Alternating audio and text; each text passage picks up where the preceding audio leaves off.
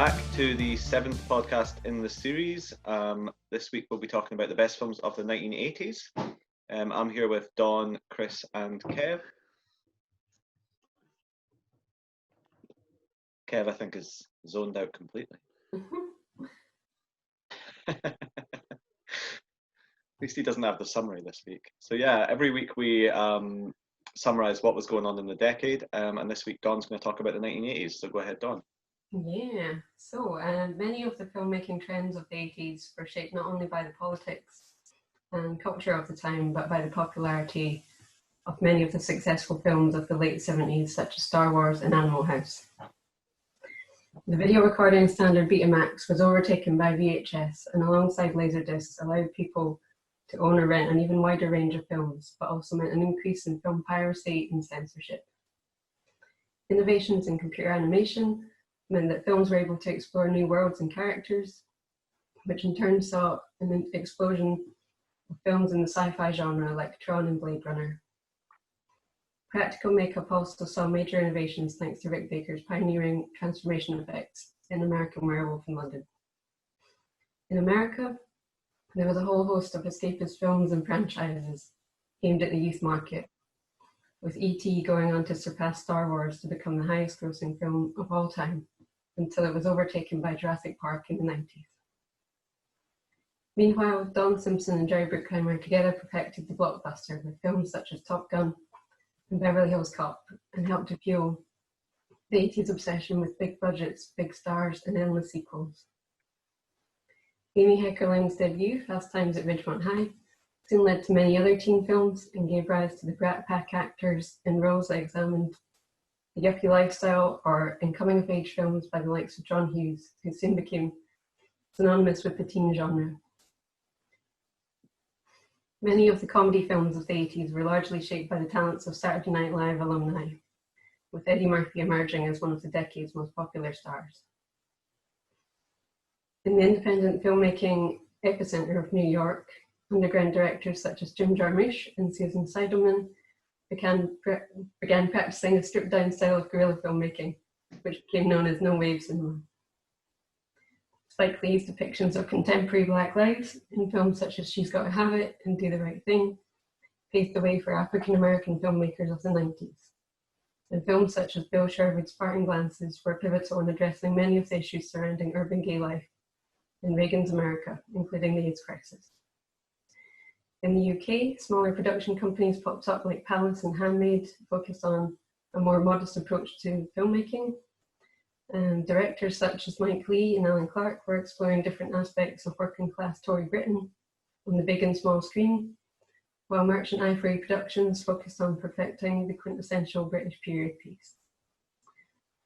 The short-lived Cinéma de Luc in France, from like directors Luc Besson and Léos Carax, blended high-end pop culture and favoured style over substance to create vibrant cinematic worlds. In Spain, Pedro Almodóvar's unique approach to melodrama and sexuality was developed over the course of the decade, and a milestone in documentary filmmaking was also reached with the release of Show Up in 1985. Over in Asia, there was a golden age of Hong Kong action films, and their popularity led to stars and directors such as Jackie Chan, Chow Yun-fat, and John Woo, having crossover appeal to Western audiences. Akira was a landmark film for spreading awareness of Japanese culture, as well as popularizing anime alongside Studio Ghibli, which was founded in 1985. At the end of the 80s, Steven Soderbergh's Sex, Lies and Videotape won the Palme d'Or at the Cannes Film Festival and was a huge financial success, which in turn revolutionized the way people thought about independent filmmaking, which leads us nicely into the next decade. It does. Thanks for that. Thank you. So yeah, the first, well, what I'll say is, again, similar to the 70s, this podcast is going to be a little bit more divisive this time, with some films we all really like and some films we're not keen on. And one of the more divisive films is one of the first films, which is The Falls. Chris, do you want to summarise The Falls? I will, although I think it would be quite funny if I got somebody else to do it. So The Falls is So this is probably one of the most, the closest to what people would describe as like experimental films that we've had on here, because it doesn't really have a traditional plot structure. So trying to describe the plot is a little bit difficult. But basically, what it is it's like a list of 92 people who have been affected by a fictional sort of it's called the violent unexplained event, and it's almost as though it's like a nuclear bomb or something has gone off. Some kind of big thing has happened which has made everyone start to mutate and change. Some people in physical ways, some people in mental ways, and some of the people seem to be quite odd even before this happened. And so it goes through each of these people, and they're all people whose surnames end with the names with the letters FALL. And so it just goes through the 94 biographies of that, and each one is almost like its own little short film. Some of them last for like 10 minutes, some of them last for like 30 seconds. And it just goes through all of them in either extremely amusing and enjoyable depth or extremely excruciating length, depending on whether you like this film or not. Yeah, and the description sounded really interesting to me, and maybe also the fact that it's kind of a mockumentary, maybe. But it did feel like quite a daunting task to watch it, so I put it off to the very last. I think I wanted to be in the right mood for it, and I kind of wanted to do it in more or less one sitting. I know I heard that you said to split it up, but I wanted to do it in one go. Yeah, I guess my first impression was it felt a bit like if Bill Oddie had remade the Royal Tenenbaums. It was like a weird kind of narration and stuff. And then I guess the moments that did stood out to me to be more interesting than others, like the really good bit with the turkey and the nice chair illustrations and the boy that tells the bad bird jokes. And yeah, the other odd line that's pretty funny. But I guess most of it I did kind of drift in and out of. And I had a little nap after 2 hours. I didn't make it, I'm sorry. I'm sorry, Peter Greenaway. And yeah, right near the end is the bit on the guy who's cataloguing the people talking about birds, but it seems to be a comment on the whole film and about whether or not it has a sense of humour, which was kind of fun and I guess needed at that point. So overall, I'm not entirely sure what I was supposed to get from it all, or if I enjoyed it, but I'm glad I watched it. Well, can I just jump in and say that when you look at all the IMDb reviews, they are all either 8, 9, or 10, or 1 or 2. There's none in the middle at all. So I like that you did appreciate it at least, because I feel like at least one of us was very against this movie. So what I'll say from my side, I kind of agree with really all of what Don said. I think what we haven't mentioned yet is the film is three and a bit hours long, which I don't think we mentioned at any point. And True. I think I would have really enjoyed the film as a 25-minute short.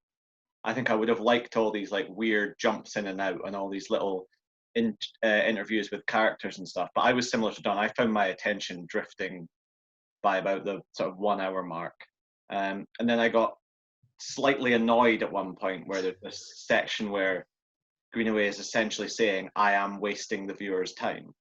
And I felt quite talked down to at that point and thought, you're not intellectually superior to me, man. Come on here. This is ridiculous.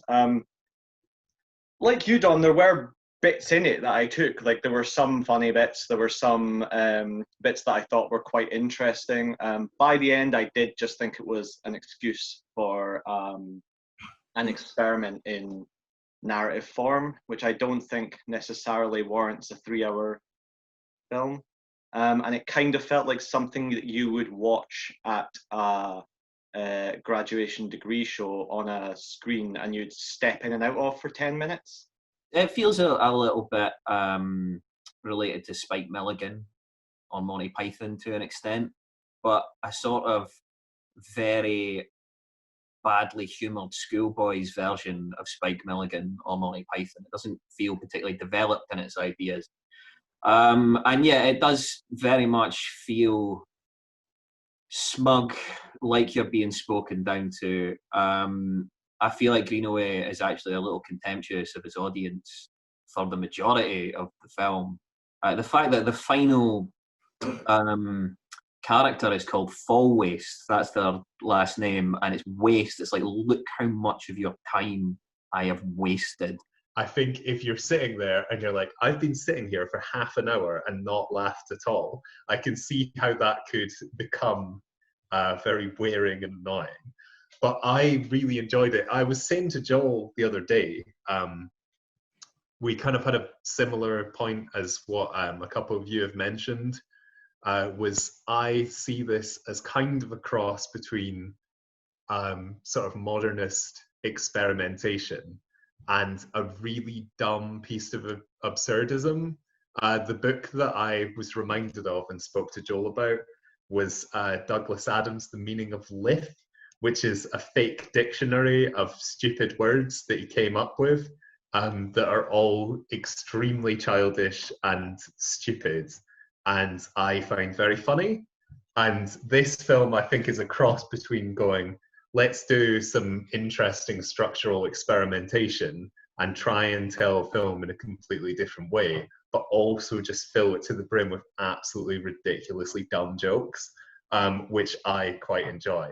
There was a good quote in one of the IMDb lists, which was like, if you like lists and stupid jokes, you will like this film, which I think is true. But if you do not, then that's basically all it's got. It's got structural experimentation and stupid jokes. And so if you're not into those, then it's not the film for you. But I love both of them, and I think it works really well. I would disagree with Kev's point slightly about it not being good. I think that's a matter of taste. I view it as... that's the premise of the podcast. Yeah, I know, but like I kind of view it as similar. Like I really enjoy like this is like I really enjoy like Borges, and I really enjoy some of Joyce, where there's a lot of sort of fun little games that, like, especially in Borges, don't really have any great purpose behind them. They're just like little games for you to join in on, and if you enjoy playing them, then that's it. And I think that's what I get out of this film, is I think it's quite playful in that you like, if you want to take the time to get into it and play around with all the multiple meanings and stuff, I think it can be very rewarding. I guess for me, whilst I didn't kind of hate it, I didn't come out of it having, I suppose, to be completely blunt, cared enough to actually question the kind of nature of it. Don, do you have any fun facts about the film? Oh, I do. It's a good one. So some of the location work on the film was done in Wales, and Greenaway received a lot of help from the local film society. So as a thank you, he offered to give them the first ever public screening of it. And it was a members only event to kind of get finances for the society, and lots of people turned up, and they started watching the film, and after about 20 minutes or so, people started walking out. By the last half hour of the film, the only people left were Greenaway and the committee members. It's funny to me that it's after the first 20 minutes, which is kind of where all of a sudden your attention starts to sort of drift. I can understand why people would go to a screening and walk out after 20 minutes, because you would feel like it's not necessarily leading or going to any form of sort of storyline or arc, which I kind of understand is the point, but I can see why people would be disappointed or annoyed by that. For me, like I said, I can imagine if I was at possibly a degree show or something, and you're sitting there and there's headphones and you've got 10 minutes and you drop into it, it might seem quite funny. But for 3 hours, it became tedious. And I probably would have taken more from it if I'd been really annoyed by it, but it didn't annoy me enough for it to evoke a kind of really strong emotion for me. What about you, Don? Yeah, it's certainly a unique film, and I do somewhat admire Peter Greenaway for having the balls to make such a ridiculous long film that not everyone's going to like.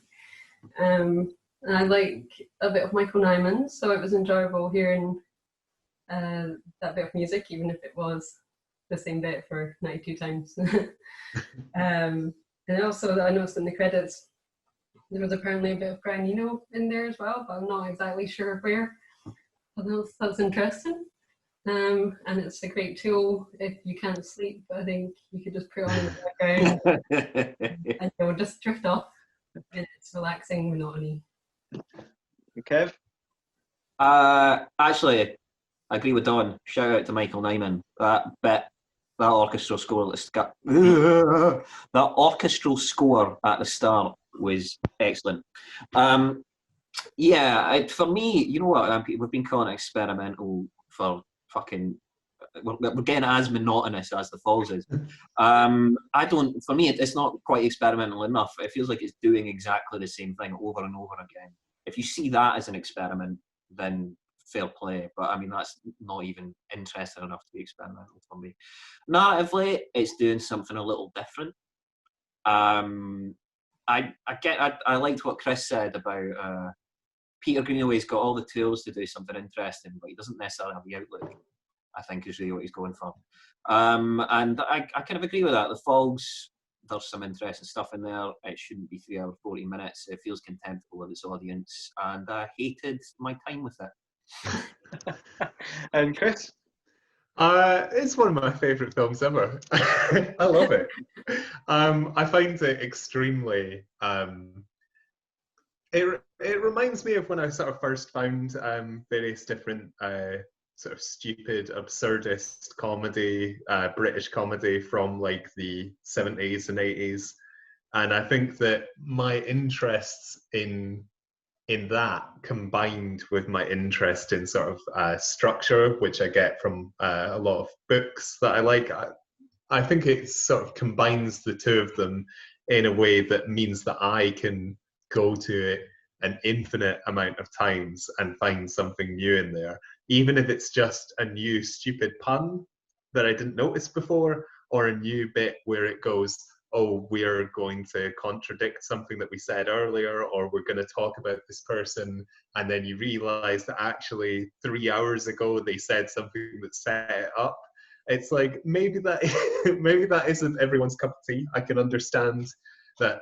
Basically, to enjoy it, I think you already need to be invested in it, because I think it is like this endless puzzle, and I think the fact that you can't solve it because it is deliberately contradictory at times can be very frustrating or be very liberating, so that you can just watch it an infinite amount of times. So I think anyone who is watching this should watch it. But if you get to maybe half an hour in and you're done, then it's not going to win you over.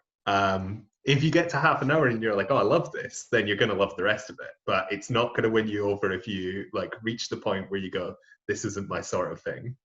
So the second film that we're going to discuss this week is Working Girls. Don, do you want to do the plot description of Working Girls? Yeah, sure.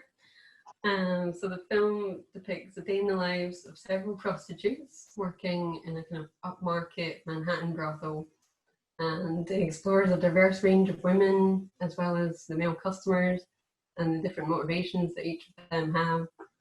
And the sort of main character who's been a working girl for some time and has grown accustomed to that way of life. You see her waking up in the morning and leaving her girlfriend to go to work. And over the course of the day, she's tested by the different situations that come her way, and also by the madame who runs the brothel. And so she maybe begins to reevaluate some things. Weirdly, and this will seem like a bit of a non sequitur, but it did remind me a little bit of Clerks. It's these two people that you don't really see very often, kind of being a bit moany about their customers, and it's got that vibe. Is that effectively what it looks at to begin with is sort of the idea that this is really commerce. What they're in is retail. They're providing a service, they are giving that service, and they don't usually like the customers. And it kind of goes into slightly more darker territories after that. But that's how it begins. But I thought it was interesting. Another thing I liked about it is looking at it in a wider sensibility of the 80s, where there was Pretty Women on one side of the divide, where Pretty Women is an incredibly simplistic and very sexist story about this prostitute who gets saved because one man doesn't want to pay for sex, which is a fairly horrible thing. And then there was Crimes of Passion and Personal Services and Ken Russell's Whore in 1991, and American Gigolo as well, where they looked at the sort of darker side of the story.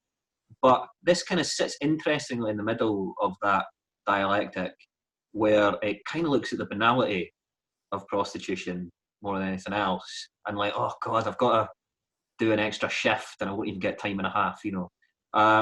And what I wasn't so fond of was Lizzie Borden's filmmaking style.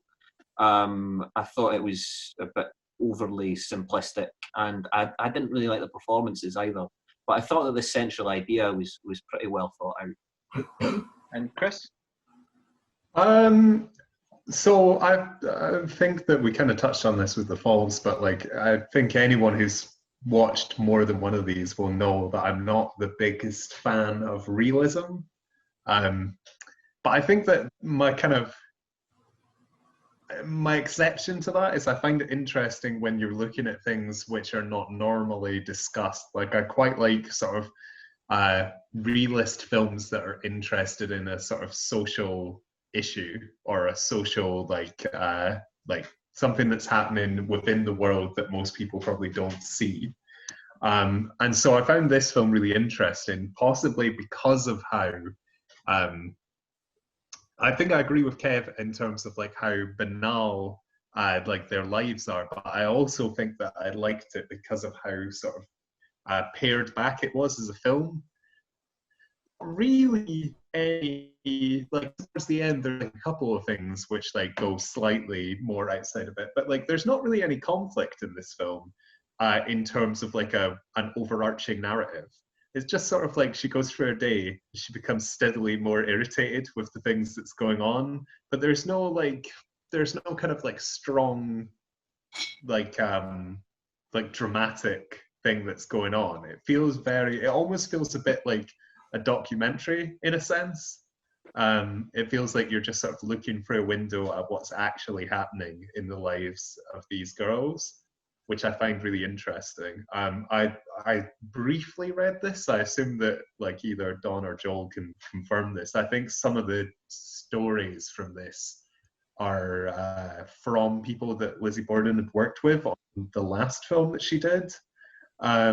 And it feels very like there's a certain type of documentary where there's not really a sort of strong authorial voice coming in over the top and saying, right, and this is what we're going to take from this. It's just like it points the camera at people's lives and then they just play out. And obviously this is a fiction film, but it kind of feels quite like that to me. Yeah, you're right about it's Lizzie Borden made a film before this, Born in Flames, and a lot of the stories, I believe, were stories that she'd been told by some of the people who had been involved in prostitution previously from Born in Flames.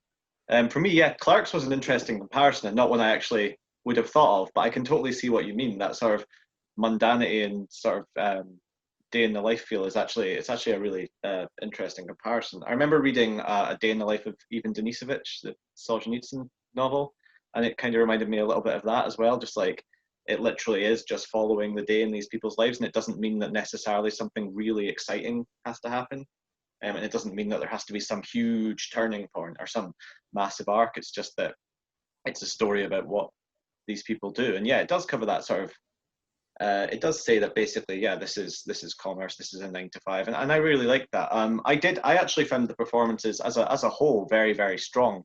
Yeah, so I'd seen Lizzie Borden's first film, Born in Flames, a couple of years ago at the film festival, the Edinburgh Film Festival, and I liked that, and I like the strong female perspective that she brings to her films. So I'd always wanted to check out some of the other films that she did, even though they're quite hard to find, especially this one.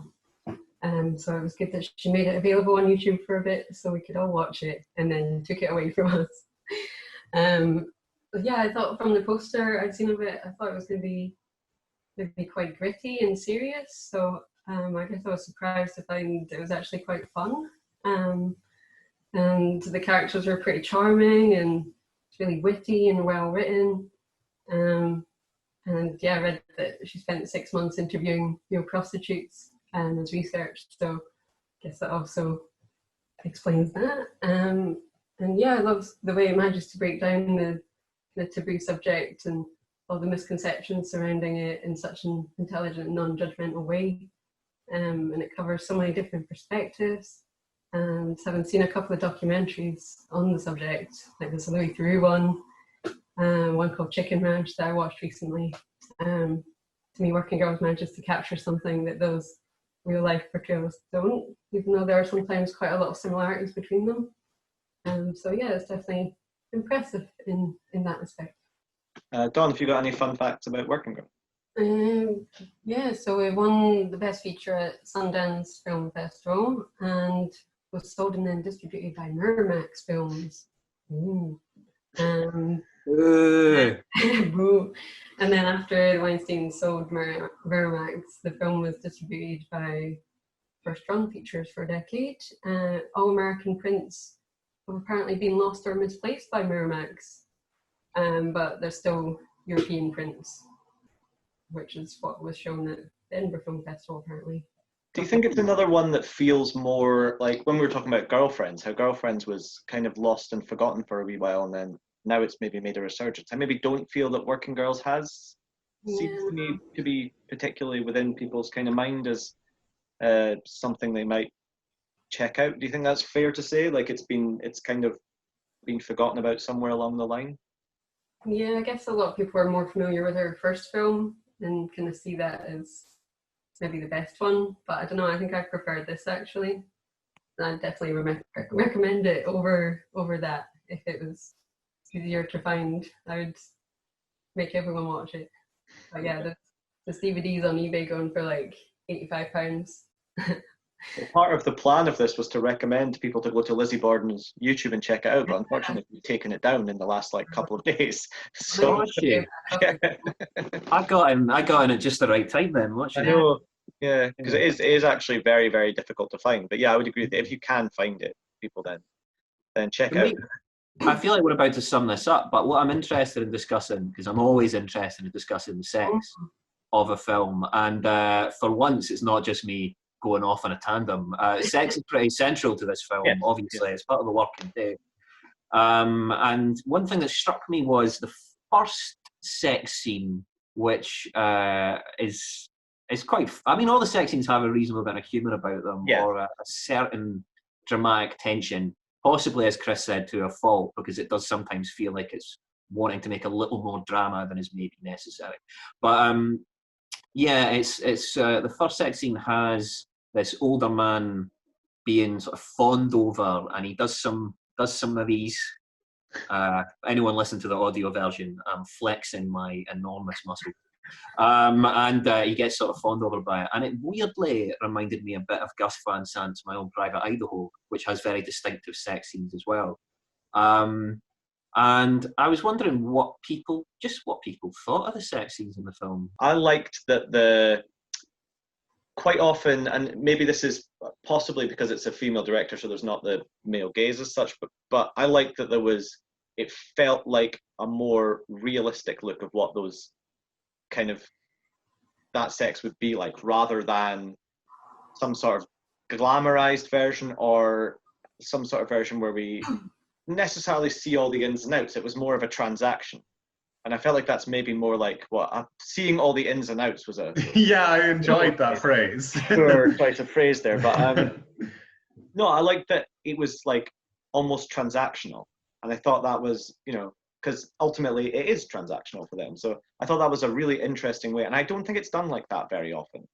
And I think you're right. Sometimes there was this element of added humor to it and things like that. But I think that, for me, I think that was kind of important. I think it needed to be there, but I really liked the kind of transactional look at it. I thought that was really interesting. And what about you, Chris? Well, hilariously, I didn't see any of the sex scenes because I watched when we were suggested this film by Joel and Dawn. I looked it up on YouTube before Dawn had shared the link for Lizzie Borden's YouTube page, and I found the version that was actually 15 minutes shorter, and I think it was a censored version that was put on YouTube. I've watched the whole of that, and then when Dawn sent the longer version, I went, I'm not re-watching this whole movie to catch up with 15 minutes, so I didn't see them. So I have no opinion at all. It seems It was just 5 women in a house having quite a nice discussion. It seems extremely ironic to me that somebody's put a censored version of a film that's meant to be a sort of realistic portrayal of prostitutes. But anyway, what about you, Dawn? Yeah, there's a fair bit of nudity in it, but not in my version. No, exactly. If you watched Lizzie Borden's version, but it never felt exploitative or ever very sexy to me. It's just like a necessary part of the job for the characters, and it really comes across that way. At times, I kind of notice the bodies are filmed in a way that look more like abstract landscapes or something. Like it's really close up and just like folds and arms and legs. And like sometimes the heads are kind of just out of shot, erasing any aspect of kind of personal connection, which I'm not sure if it was just a case of them using body doubles or if it was intentional, but I thought it was pretty effective either way. If you think of a filmmaker like Celine Sciamma nowadays, and I know that me and Dawn have watched The Portrait of a Lady on Fire, and how she tries to subvert the male gaze is just by not having any sex, which is kind of weird. It's like what Chris's YouTube version of Working Girls. It's sort of like the thrust of the passion that these two women... Portrait of a Lady on Fire is about lesbian lovers. But the passion of these two women sort of seems like it's been excised from the film in a lot of ways because Celine Sciamma is quite worried that she might be pandering to the male gaze. And I think it's the sign of Lizzie Borden's skill as a filmmaker, and I think the sex scenes are the most successful bit of the film, if I'm honest. The sign that she can show the sex scenes from the perspective of the working girls rather than pandering to the male clients. So let's summarize then. Dawn. I think it really captures this feeling of being trapped in a cycle as well, which we maybe didn't mention. Like it ends as it starts, and this idea of money versus the mental and emotional well-being as well, which doesn't maybe just apply to prostitution. Like we're talking about how it kind of presents it in a way that a lot of people can relate to, and like most jobs, there's a lot of monotony and good times and bad times. And I think it shows a really interesting little microcosm of society, and it manages to reclaim a female perspective on the topic that's often seen through male eyes. So yeah, it's very important and enjoyable. For me, I agree with pretty much everything that you said. It's interesting to me that like if you took away the sex, so basically Chris's version, they could be talking about any area of work that they're in for the most part. So it really does feel like it could be a portrayal of a day in the life of, like what Kev was saying, a regular 9 to 5. And I think that's a really interesting way of looking at it. And I liked the way that the characters talked about the job and the industry that they're in. And I liked that everything felt like we talked about, the sex scenes felt transactional, and the conversations they had felt like conversations you might just have with your workmates. And I think it's very, very easy in a film about prostitution to either glamorize or to show the negative side of it. And I really liked that this sat somewhere in the middle and just said, basically, yeah, here's some conversations I've had with prostitutes, and here's kind of the narrative I've decided to tell as a result of that. I think for me, this isn't really the sort of film that I normally like. And I think that I think we kind of spoke a little bit, Kev mentioned Ken Loach. And there are some films which say something by like Ken Loach, which like are this kind of like realism that are very well respected and thought of as sort of part of the canon of cinema, of like great films.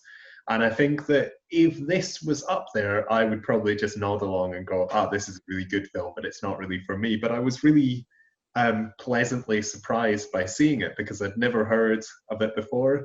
I don't know whether I'm behind other people. Maybe there's been a rediscovery, but I'd never even heard of Lizzie Borden before. And I really, coming into this, I'd see it as a film that I'm like, it's not for me, but I do think that it deserves the respect to be one of the really great social realist films. And I think it should be held up as a really strong example of like portraying a part of the world that most people don't normally see. And so, yeah, I think that it's very difficult to get hold of, but I do think that it deserves a kind of reappraisal and sort of like a re-examination. Like, and people need to sort of try and make it into this bigger thing that's respected, because I think it deserves it. And Kev? Well, I'd agree with all you to an extent. I think that Working Girls does a few things really, really well, and a few things that I'm not so fond of. I don't really like Lizzie Borden's cutting style, especially during the conversations. I think it feels a little dry. And for me, I'm focusing on the negatives first so I can end on the good bits.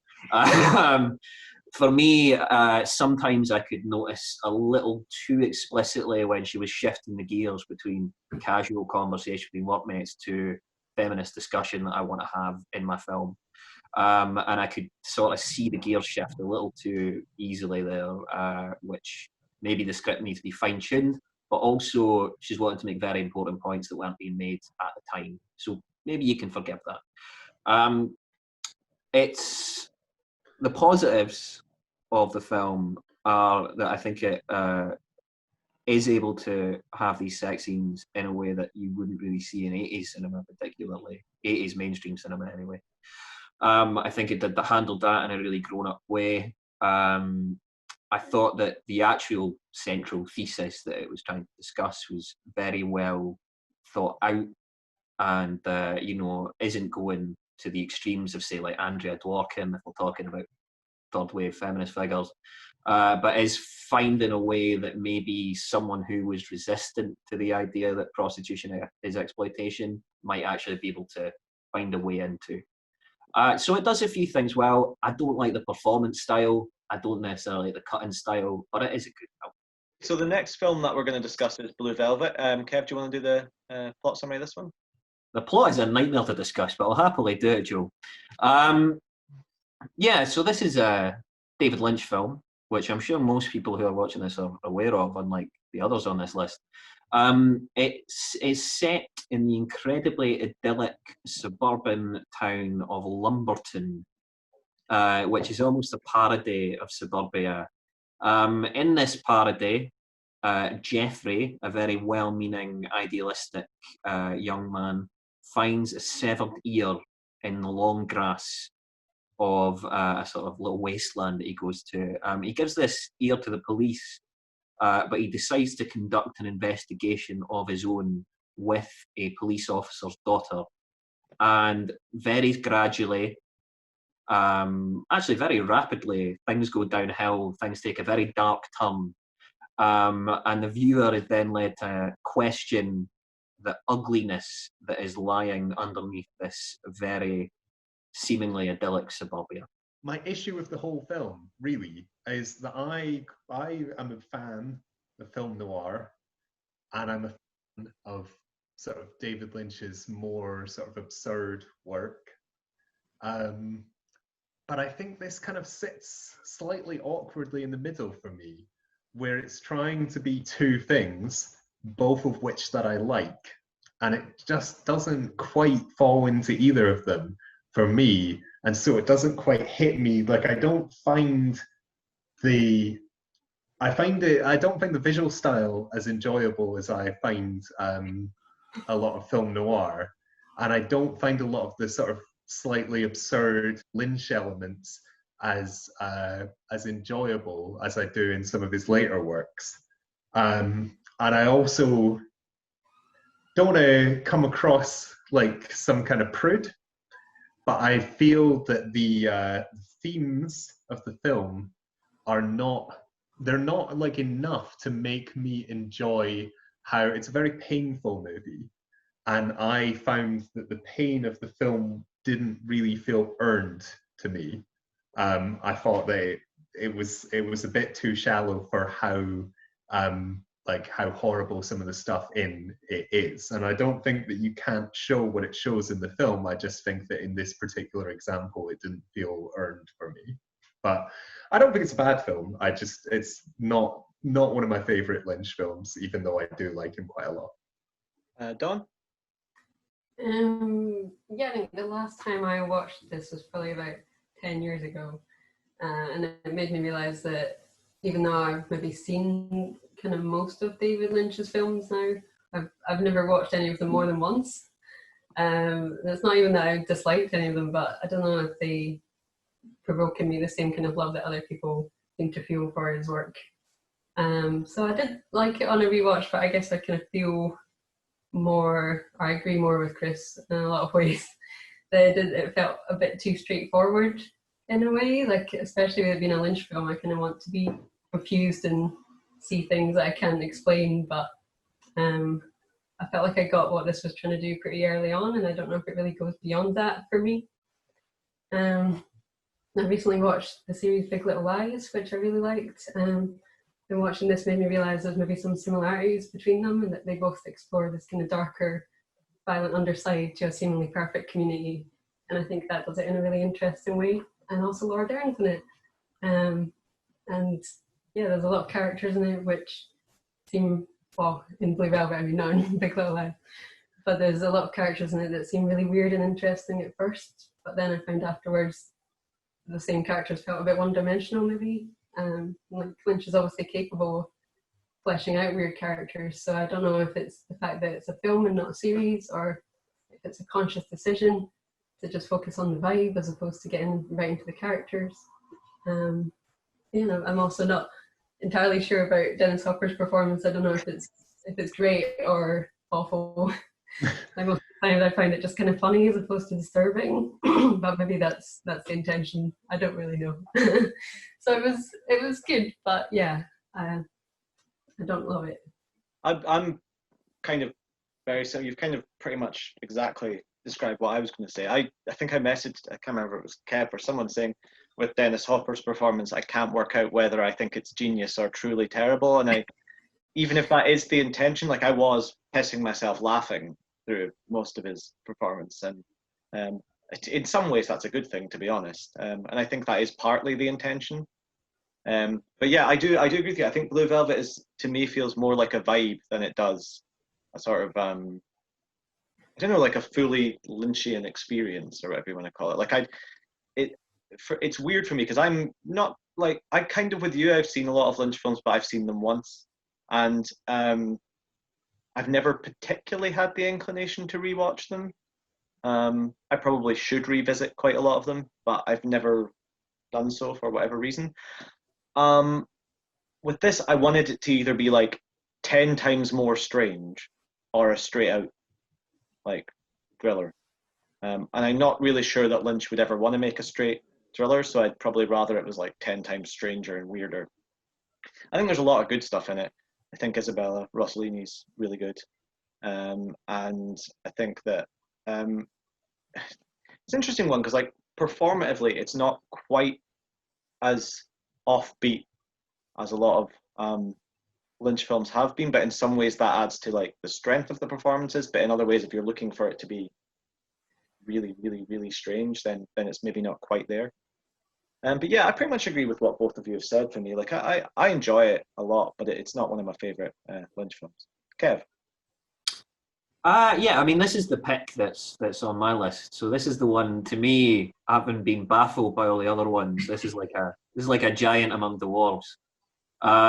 It's interesting because I mean the way you've all discussed it, it's with direct reference to other Lynch films, and I do think he's the type of filmmaker who you look at as a complete package, and so you sort of inevitably he sort of occasionally buckles under the burden of his other works. really. And I can see entirely what you all mean. I think in terms of like a fully fleshed out character in the film, beyond Kyle MacLachlan's character Jeffrey, I don't think the intention is to be anything more than ideas. So Dennis Hopper is an id figure. Isabella Rossellini is the misogynistic, logical end point of the femme fatale and actually looks at sort of the damage that that might cause. Laura Dern is sort of the idealised mother figure. So I think that David Lynch is sort of deliberately using very broad brushstrokes with his characterizations. And he's using the noir mystery. I was saying to, actually I'll say that in a minute, but he uses the trappings of the noir mystery to extrapolate wider ideas about good and evil, and about how we have these two opposing forces within us that we can give into, and usually we fall somewhere in the middle. And I think that because of its more straightforward form of storytelling, I think it's able to push that very interesting theme a lot harder.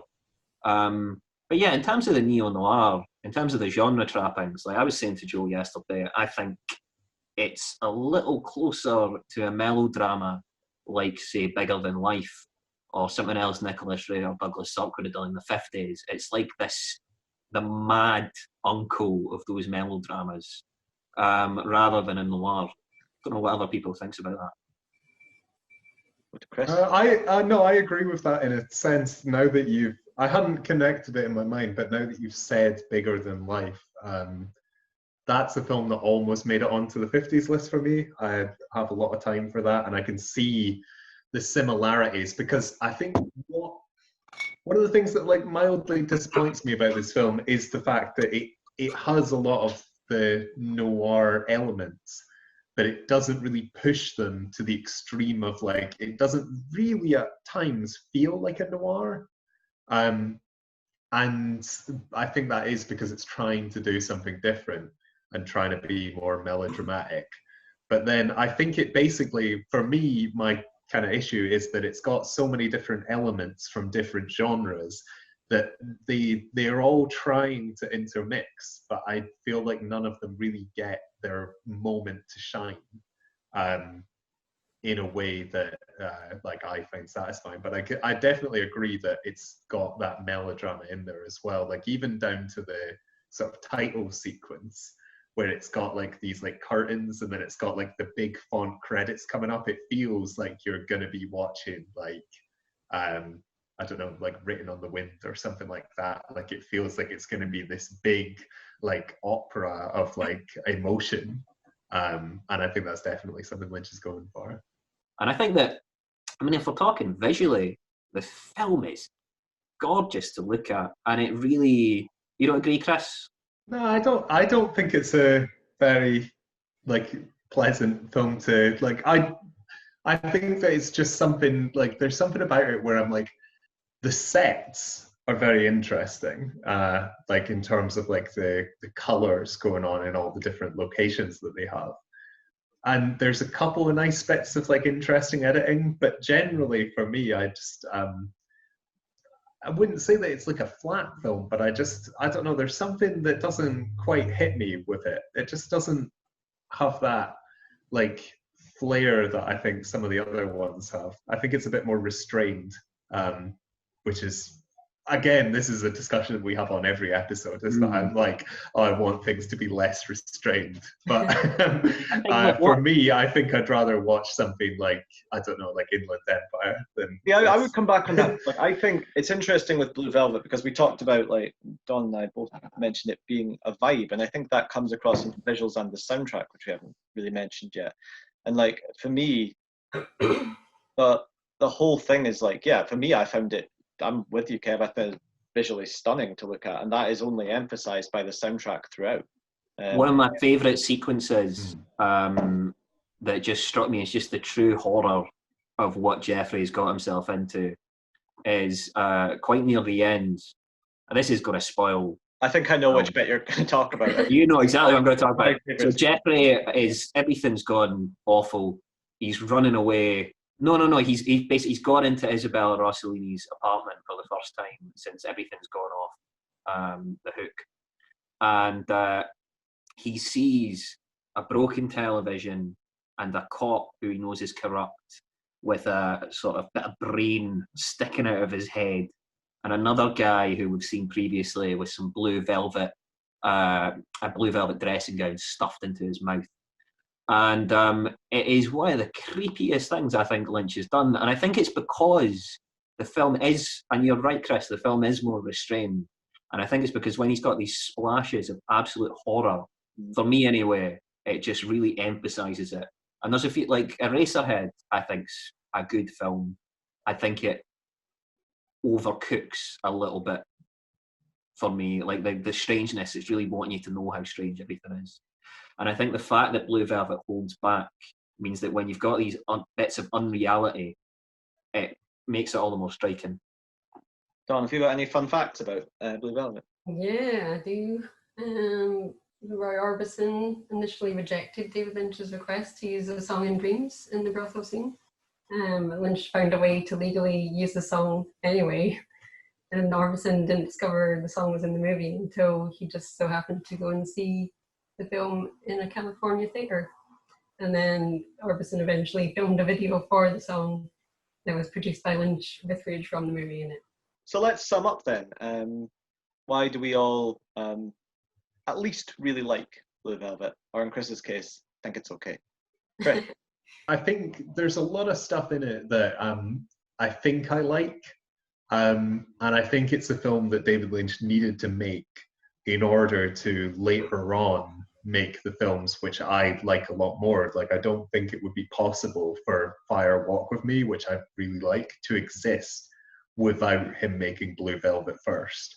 And I think you can see him like working through some of the themes and issues that he's like interested in.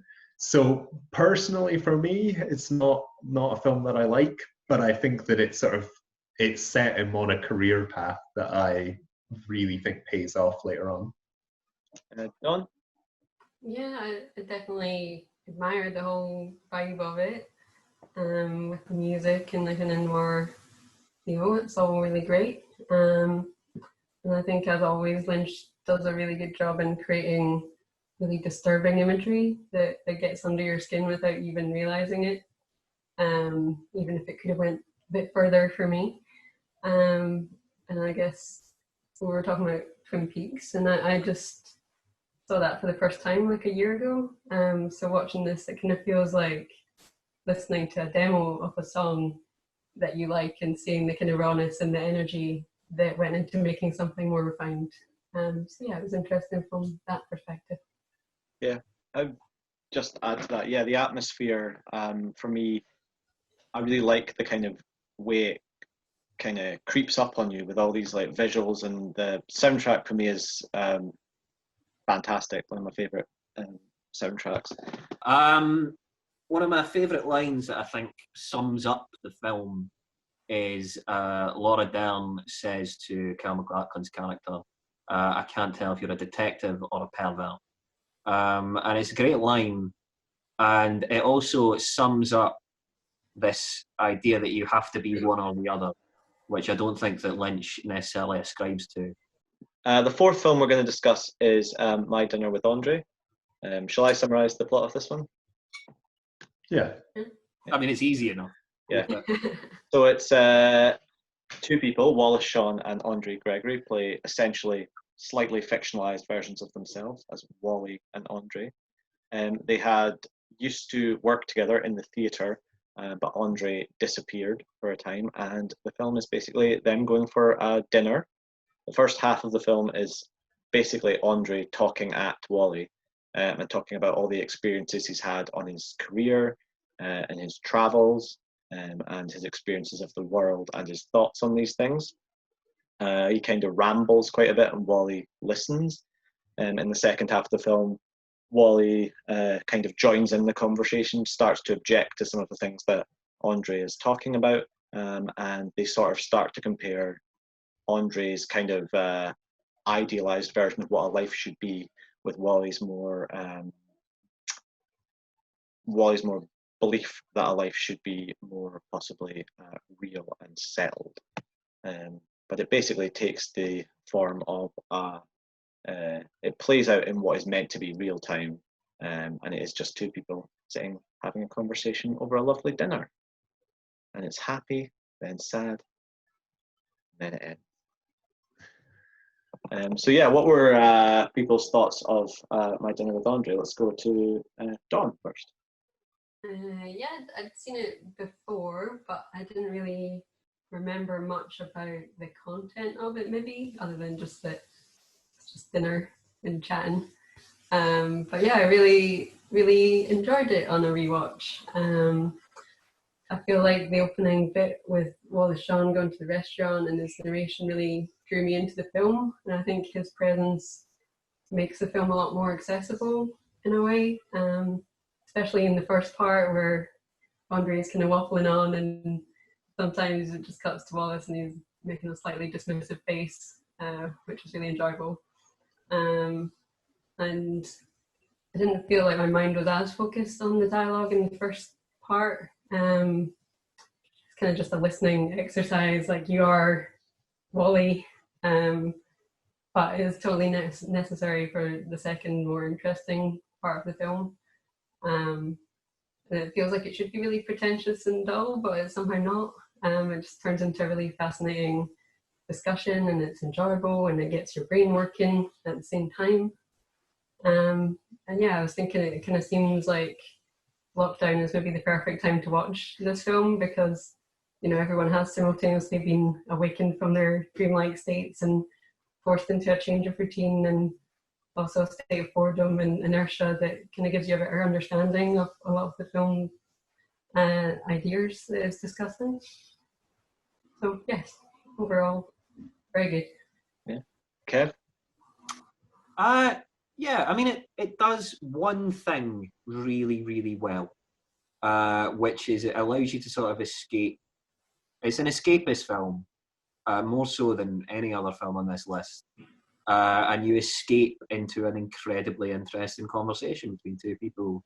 And I liked it a lot, but maybe my criticism of it would be it doesn't do anything else particularly, but it does this one thing incredibly well, which is just discuss ways of living and the object of living, and should we be comfortable or should we be always uncomfortable? And those are interesting thought processes. I think that now what's quite interesting is that this film wouldn't be made because podcasts exist. So being able to escape to a world where two people who are mutually interested in each other debate an ethical or philosophical point is something that's a YouTube click away. But My Dinner with Andre still has a certain flair and a certain wit about it, and it's acted wonderfully. So yeah, it is very good. Chris?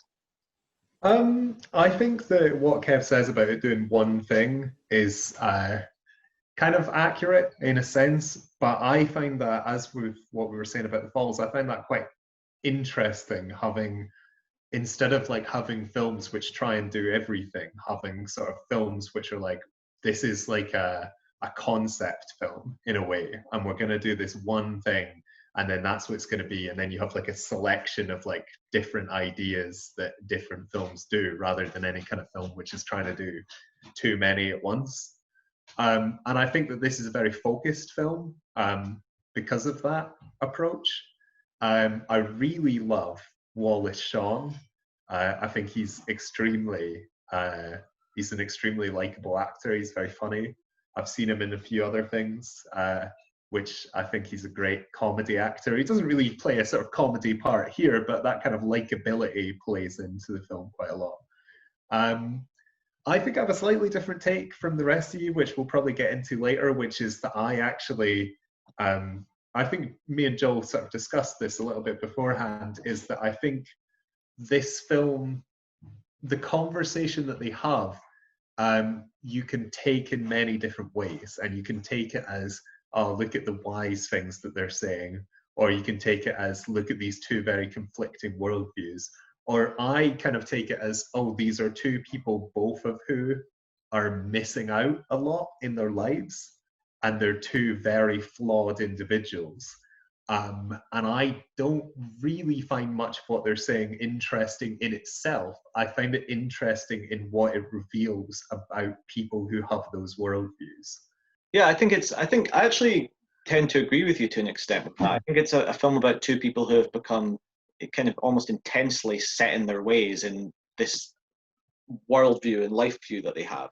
So Andre Gregory has decided that he wants to explore, and that one should always question, everything, and have all these new experiences, and that people who aren't constantly striving to have these new experiences are somehow missing out or somehow living a life less lived than others. Whereas kind of Wallace Shawn's character sees the beauty in sitting down and having a cup of coffee with his wife, and I think that it does kind of force you to in some ways examine what you're doing. I really like the point, Don, you made about lockdown being the perfect time to watch it, because I think that's really accurate. It's like we are suddenly in a place where we're forced to re-examine the choices that we are making to go about our daily routine in the way that we have, because now we're not able to. And I think that, yeah, this film's a really interesting example of that, and it is the perfect time to watch it, because it does force you to have a look at both these characters and not necessarily make a choice, but listen, hear what they're saying, and come to some form of conclusion. And I suppose the complexity of it, in that it's a very simple film and it's two people discussing something, but the complexity of it is kind of, I suppose, what they're talking about, and the like what Chris was saying, this idea that you don't necessarily have to agree with one of them, but it does force you to maybe take a look at your own way you're living, and I really like that about it, and I think it makes an asset of what was obviously an incredibly low budget. Do you think your opinion of it changed over, since the last time you'd seen it, on any of the points in it? I think so, to an extent, yeah. I think, like, it's interesting to me because when I first watched it, I guess I would have been early 20s, maybe 10 years ago, roughly, maybe a little less. And I think I probably would have liked a lot of the points that Andre Gregory's character was raising more. This idea that we should always go to these extremes and have these challenges. And now I look at them and I'm like, I guess, like, whatever the phrase is, like, the beauty of, like, the little things that you're doing in your life that mean something to you. I kind of see that a little more than I used to when I was younger, probably. You as a viewer are probably closer to Wallace Shawn as an individual than you are to Andre Gregory, because most people don't get the chance or the privilege to go and travel the world. Yeah. But you'll see that Wallace Shawn is in a funk, ultimately, and that he has had a difficult, more working class lifestyle to begin with, that has sort of ascended because of the popularity of his theatre writing into a sort of cultural sweet spot. And so I don't think you're supposed to agree with either. You're supposed to find points that they make interesting and turn those over in your head. In the same way that if I listen to any of your views on a film, I don't agree or disagree with them necessarily. I'll still have a certain point of view that I'll hold, but I'll have new elements that can feed into that point of view. Don? Yeah, I think I kind of like that they're both flawed. It doesn't seem as obvious at first, but then as it goes on, you kind of see the more kind of vulnerable sides of them, maybe, as they kind of open up. And I think that's what helps you kind of relate more to some of the things they're saying. And yeah, I guess I was kind of in the middle, maybe, what they were saying. I don't think, yeah, I would agree with either extreme. I think I did take a lot of points from either side, and a lot of it did seem to come down to money at the end of the day for me. It's like, it'd be nice to go and do all these crazy things, but, someone's got to pay the bills, and to do that requires some degree of routine and being in a dreamlike state. But yeah, I guess maybe it is easier now since, YouTube and podcasts and everything are available. It does maybe open up the potential that money isn't as involved. And I think, Andre Gregory should probably just try some yoga. Do some yoga on YouTube. that would open his mind for free. Yeah. So let's sum up. Chris. I think it's a very interesting sort of deconstruction of what the concerns of two extremely up themselves people think. Even Wallace Shawn, who is more grounded than Andre, I think still has these ideas about his life that are very sort of up his own arse, and very sort of self-indulgent. And I think what they managed to sort of discuss through it is maybe both of them open their minds a bit more by the end of it. And I don't think that everything that they say is pointless, but I do think it's a very interesting way to see into the worlds of these people and to see their fallibilities. I would say though that I can understand if somebody was to watch this and find it the most pretentious movie ever. I don't think it is, because I think it's a bit more nuanced than that, but I could see why someone might think that. I think it's really good. Sorry, I ended up on a really depressing note. I really liked it. I would say for me, I don't necessarily agree with you about this thing about up their own arse. I think it's two people who are obviously from some sort of privileged position, but they're very fallible and very troubled. And I think the discussions that they're having aren't particularly up their own arse. It's just people from different viewpoints discussing their approach to life. And it's never asking you to pick a side or agree with them. It's kind of letting you sit there and kind of mull it over and decide where you stand. And Kev, this thing you're talking about with it being basically a podcast, for me, yeah, whenever I watch My Dinner with Andre, I can sit and I can, you kind of just sit and let it all sink in, and afterwards you probably think about it for a little while, and you think about the discussions they have, and you think about where you stand, and you kind of think about the choices that you've made and things like that. So I don't necessarily think, for me, I don't really see it at all as two people up their own arse. I see it as two people from a position in life that I'm not necessarily from, but it doesn't stop me from then kind of taking a look at my own experiences and comparing it to them and seeing where I stand on these things.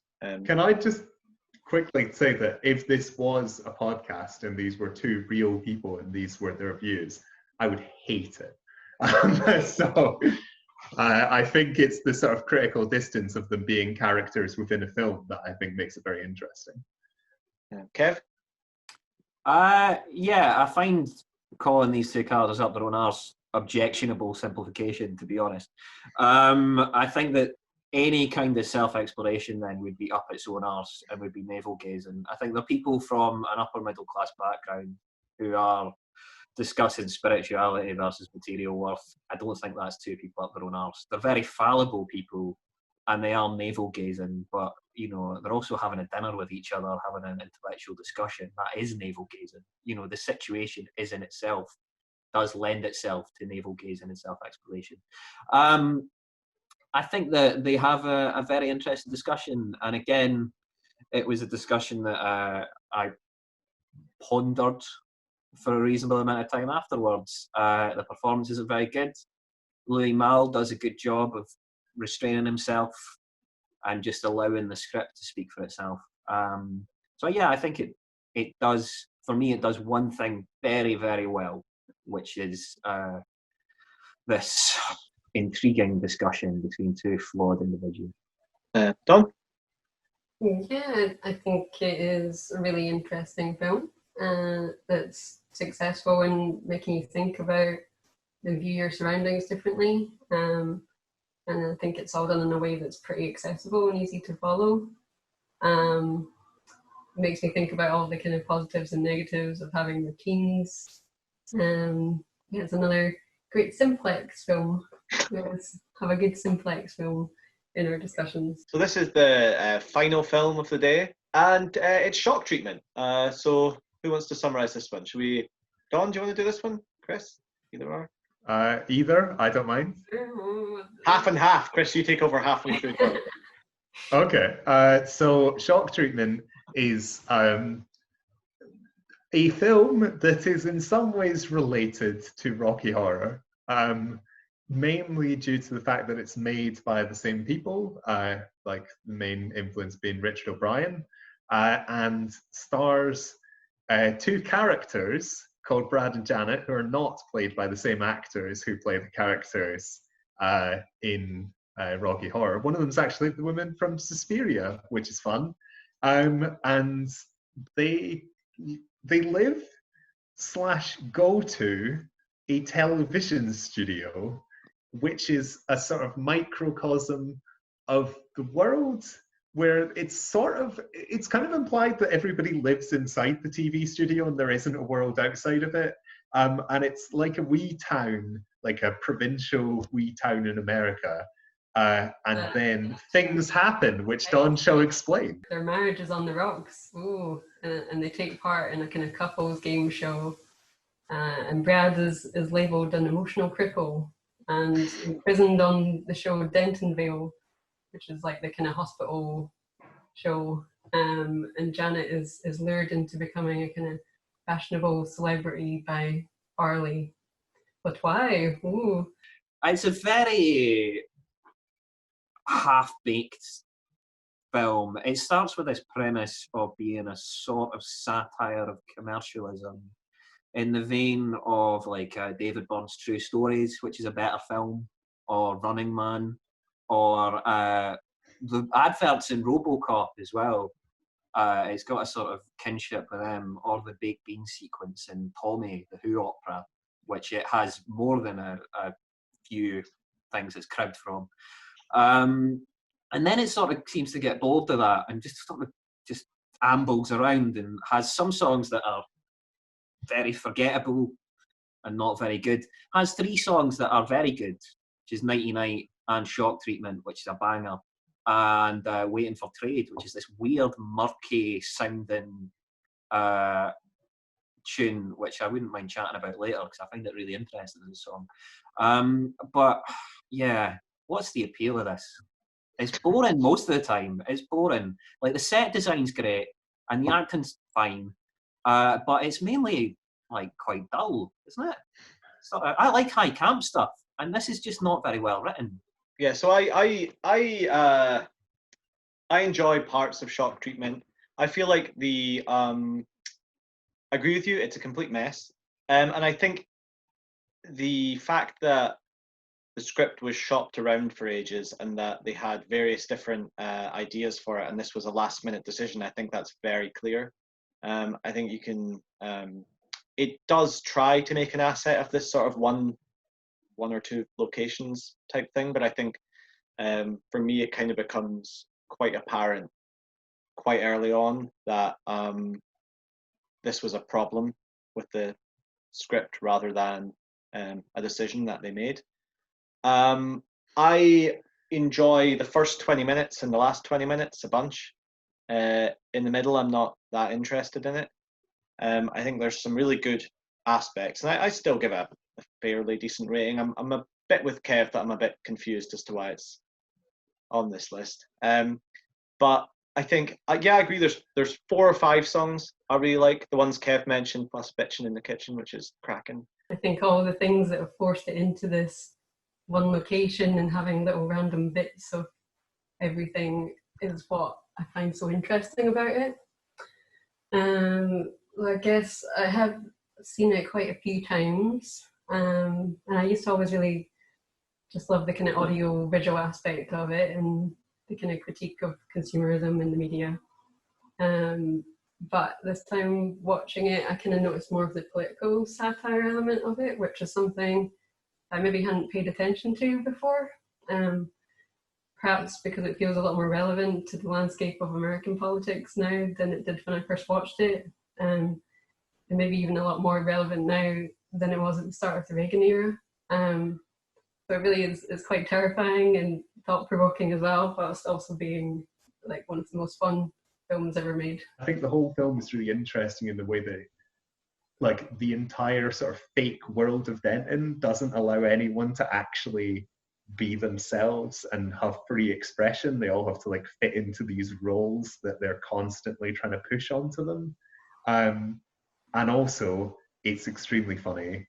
and it has great songs. And I think that all of the songs are good, even the ones that aren't, including Little Black Dress, which everybody hates because it's just the time warp again. However, I don't really like Rocky Horror very much, so I'm like, oh, it's the time warp. It's in a different movie, so I don't have to watch the whole of Rocky Horror to get to it.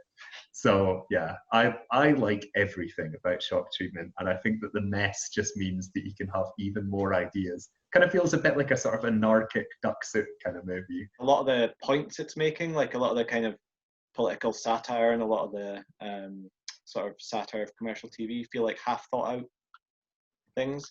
They feel like they were maybe thrown in there at the last minute to try and make the film seem like it had a point, rather than them being the focus of the film. I would agree with Joe. I think that all the things that it takes a punt at are pretty half-baked, to be honest. But one thing I noticed, which would make it pretty comparable with what John Waters would do a few years later, is that it tries to sneak in gay subcultures in a sort of really codified way.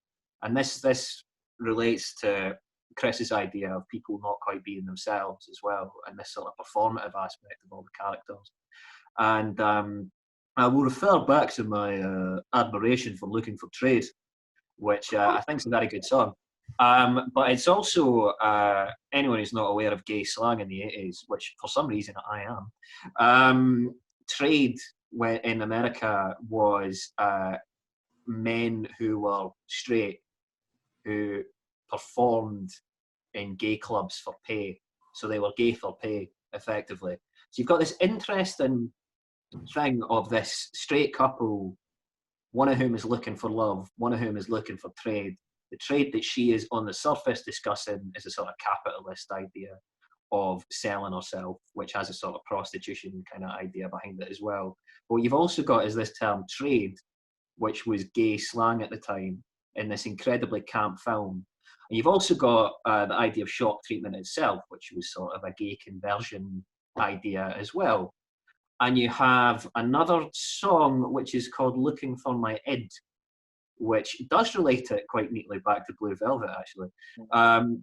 But this idea that we're all performing and we're in this space where we can turn into whatever we like. And that culminates in a song at the end in which everyone loves in any way they choose. And it's sort of a bit cheeky and a bit saucy seaside postcard as a song, because it's just about sort of shagging euphemisms. But it's really a sort of expression of free love and homoeroticism. And I do find it quite odd that he goes from Rocky Horror Picture Show, which is so not coy about the gay subtext of it. It is just everyone gay, basically, and it's a free love empire, and we're all kind of gender fluid and sexually fluid.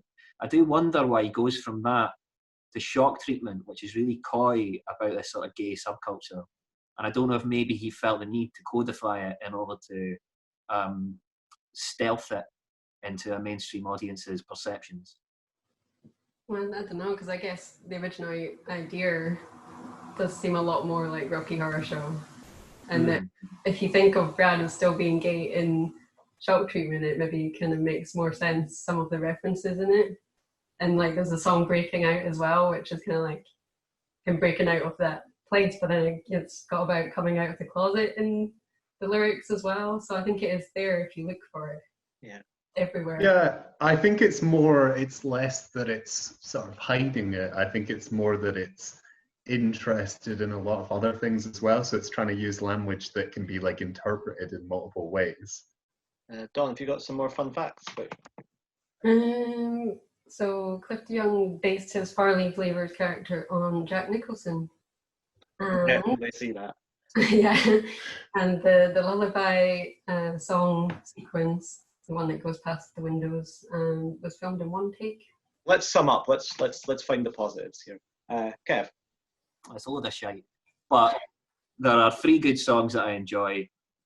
Shock Treatment itself, Lullaby, and Looking for Trade, which I don't shut up about. I think the set design is exceptional.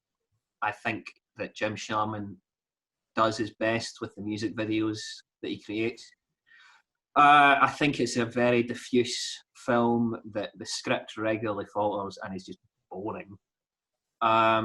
which, given how much fun it seems to be having itself, is a crime. And yeah, I just think it's mediocrity, to be honest. And I think, yeah, Rocky Horror's better. Yeah, I agree. Rocky Horror's better, and the first 20 minutes, the last 20 minutes, like I said, I love. I think they're great.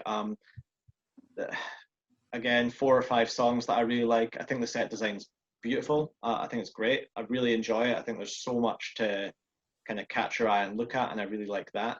I would have liked to have seen maybe something a little bit more focused that doesn't feel as messy as this. And I know that like Chris and Dom maybe feel that kind of adds to it. For me, it took away from it because in the middle, I just got a little bit disinterested at what was going on because it felt too messy for me. Done. Yeah, it's a film I could happily think about all day and all the days after, which is what I did. And all the songs got really stuck in my head as well. I think it's really interesting kind of satire at times on the American politics and media and all the other things it has going on intellectually. I love the way it looks, and I think it's really creatively shot. And what we maybe didn't talk about is it does have a kind of music video vibe to it, which if you look at it within the context of MTV, it was only released a couple of months after MTV actually started up. So it's just very ahead of its time, I think, in so many ways. It's almost 40 years old, and the fact that it's still so relevant is just, yeah, so interesting. And there's lots of great performances. Like I think Cliff DeYoung in particular really stands out. And her voice is really incredible and adds something to the songs that I think is quite unique. Chris? I think that a lot of the discussion has been about how the themes that it brings up don't get sort of played out in enough detail. And I disagree with that because I think that every single part of the film is about sort of fighting against a very prescribed view on the world. A lot of the time sort of conflating a sort of like almost like puritanical view of sex and like gender roles with a sort of rigid corporate structure. And I think that every sort of scene of the film is kind of battling against one or the other or combining them both into one. I also think it's just a film which is like filled with like ideas and interpretations on those two themes, so that like every scene has something new in it that makes you think about it. And actually, I see it in a sense kind of similar to two of the other films that we have talked about already, in terms of I think that is sort of deconstructing the sort of traditional American view of the world to show like the hidden tensions underneath it. So I think it's doing something similar there to Blue Velvet. And I think also it's a film which is basically sort of throwing a bunch of ideas at you, which all are on one subject. And then you're supposed to kind of go from that and like have a wee think about them afterwards.